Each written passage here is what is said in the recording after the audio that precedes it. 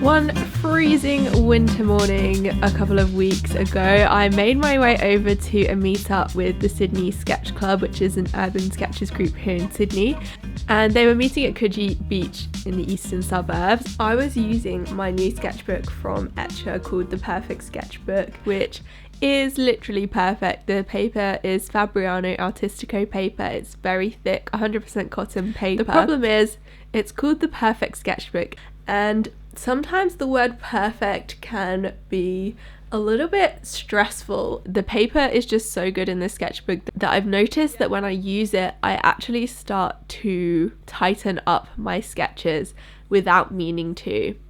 Looking back here at this sketch, I don't know why I started with the tiniest details of a building first and then moved out to the rest of the sketch. Everything that I know about doing a good sketch that I enjoy involves starting with the big shapes first, staying loose, not adding details first, but I completely ignored all of the things that I know and for some reason was just sketching really tightly and not loosely. There's nothing wrong with painting lots of details if that's the kind of art style that you prefer, but for me, I know that my sketches look best when they're loose. This isn't to say that I'm not going to use this sketchbook anymore because it's just too nice to not use and I really enjoy the paper, but I'm going to have to be really strict with myself to not be strict and to remind myself that I need to stay loose and that you're not wasting the paper, you're just using the paper. And if you're not using it, what's the point in even owning it?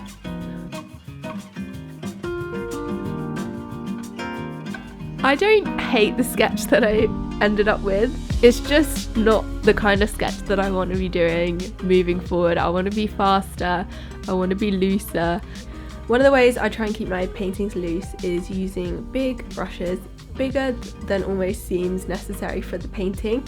That way you can't get into too much detail with the watercolour and you basically have to paint loose and fast. What I should have done, instead of starting with the tiny little building in the background, is started with the biggest shapes. And this is some advice that I am now giving to my past self, hoping that my future self will listen and remember it.